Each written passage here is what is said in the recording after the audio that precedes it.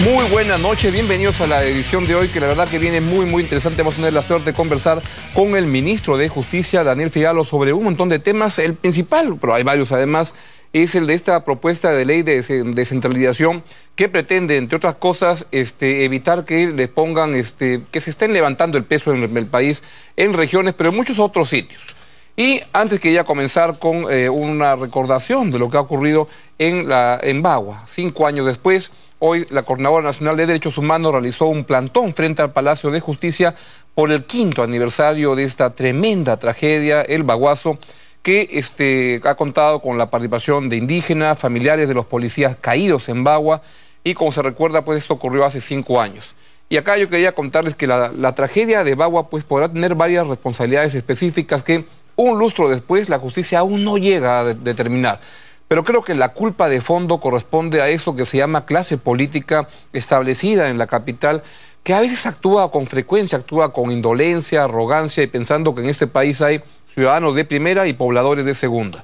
A pesar de que el reclamo en la Amazonía contra la legislación vinculada al TLC con Estados Unidos ya tenía mucho tiempo, con toma de carreteras, protestas que tenían 2 meses, en Lima todo ese ruido se escuchaba como un rebote de un eco lejano que se interpretaba con desprecio como que venía de una especie de Chuncholandia, ¿no? Que se aferraban al atraso, a su apego a las costumbres y tradiciones. Hasta que en la mañana del 5 de junio del año 2009, la curva del diablo, lo que están viendo justamente, o una parte de lo que están viendo, se convirtió en un escenario de confusión y sangre en el que colisionó la indignación incubada en la Amazonía durante muchos meses con un operativo policial negligente. Y en ese tiempo yo trabajaba en RPP, en Ampliación de Noticias, con Raúl Vargas y Patricia del Río, y recuerdo cómo comenzaron a llegar las voces desde Bagua con el fondo de balazos, explosiones, que unas horas después se supo que habían dejado el saldo terrible de 24 policías muertos, 23, uno desaparecido, y 10 nativos amazónicos muertos y más de 200 heridos, en su mayoría por armas de fuego. El desdén con que se suele mirar desde Lima los eventos fuera de la capital, especialmente en zonas un poco incomprendidas como la Amazonía, explicó que se enfrentara la toma de la curva del diablo con los mismos criterios con que se actuaría en una manifestación en la avenida Abancay, a pocas cuadras del Congreso de la República. Y el gobierno del expresidente Alan García entonces mintió sobre los requisitos del Tratado de Libre Comercio, actuó con negligencia, respondió con indolencia y exhibió una arrogancia, la verdad, inaceptable, pensando en esa modernidad, pero sin tener el menor respeto por los valores, tradiciones locales, que en cambio sí se reclaman en Lima, en la capital, cuando te afectan en un barrio, el parque te lo van a malograr, o el muelle te afecta el balneario donde vas en Ancón a pasar vacaciones. De esa manera, ahí sin embargo no había una comprensión de lo que ocurría. Y es el mismo desdén en el cual se explica cómo se está llevando, creo, el proceso judicial sobre esa tragedia. Tarde, mal, empezó sin los traductores, sin facilidades logísticas para el traslado de los implicados. Siento que cuando se pregunta, ¿se ha aprendido? Creo que no. Y escuchaba a Marisol Perestello hace unos momentos cuando declaraba y decía que si esto ocurriera de nuevo, de repente el resultado sería el mismo. La verdad que es lamentable lo que sucedió ahí. Ojalá que sirva para aprender y que no vuelva a suceder nunca más. A otro plano, pues, en la Comisión López Meneses está toda la...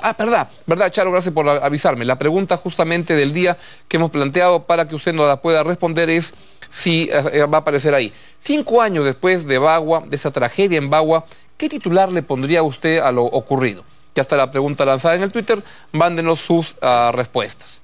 Otro tema. López Meneses, la comisión López Meneses, el presidente Ollantumala al parecer no va a ser interrogado por la comisión porque han habido cambios de posiciones y lo que ha dicho el congresista Enrique Wong, al comienzo pensaba que sí, al final dijo que no. Escúchenlo ustedes. Todos los que han asistido hasta la fecha son como invitados. Ya. Y posteriormente a los investigados ya se le hace un interrogatorio más. Para cuando lleguemos, si es que es necesario llegar con el presidente, pues lo pediremos. Pero antes tenemos que agotar, porque no vayamos a cometer los mismos problemas que hay en la megacomisión. ¿Para qué queremos hacer ahorita al presidente? Yo estoy de acuerdo que podríamos llegar al presidente, pero no ahora. Lo que yo considero que todavía tenemos que agotar los canales que es el ministro y son los miembros de la comisión. Bien, el congresista Juan José Díaz Dios sí es partidario de que se pueda ir a recabar el testimonio del presidente Ollantumala y eso fue lo que dijo.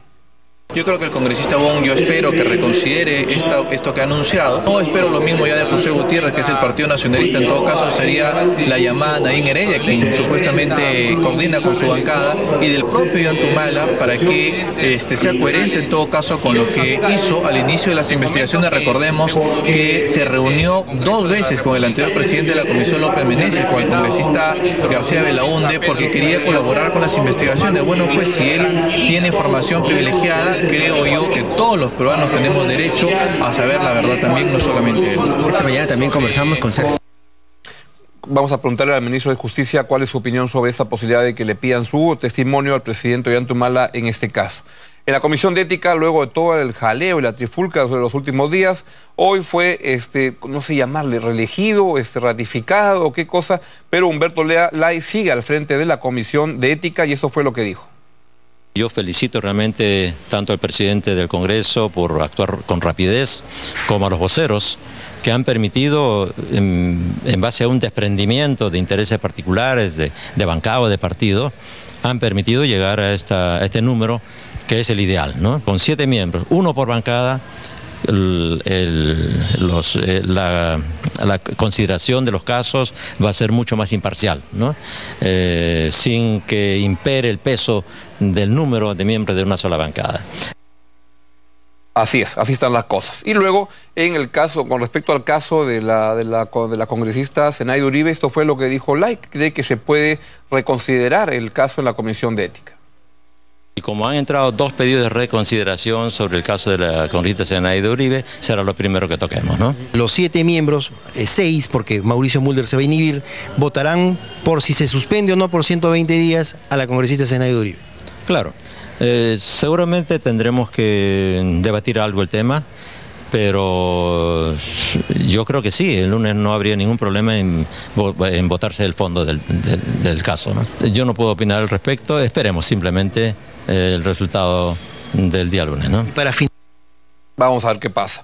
En otro plano, el Poder Judicial ha admitido al recurso de apelación en el caso de la megacomisión. Es un recurso que presentó el congresista Sergio Tejada en contra de la resolución que anulaba el informe de la megacomisión con respecto a Alan García. Lo que Tejada esgrimió es argumentos que cuestionan la resolución de ejecución de la sentencia y señala que en las próximas semanas habrá una respuesta.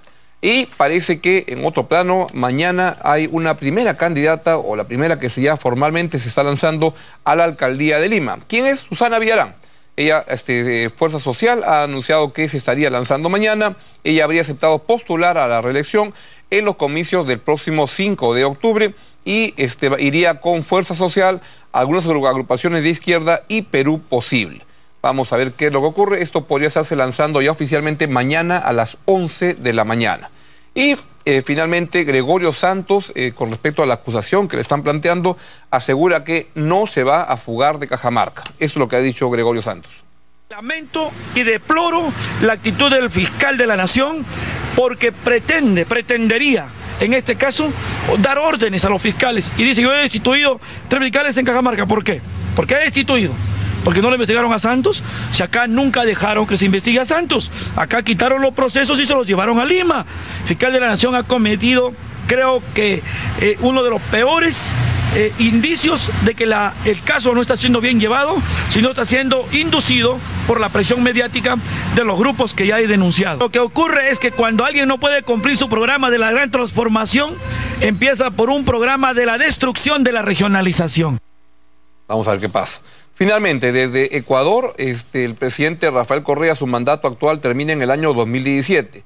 Y ha anunciado que no está con ganas de ir a ya no sé cuántas elecciones ya tendría, pero ha dicho que si no hay otra opción para derrotar a la derecha en las urnas, él tendría que ser candidato.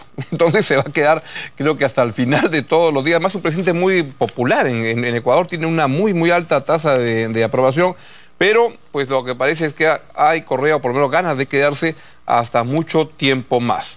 Nos vamos a una breve pausa. Está la pregunta planteada en el Twitter.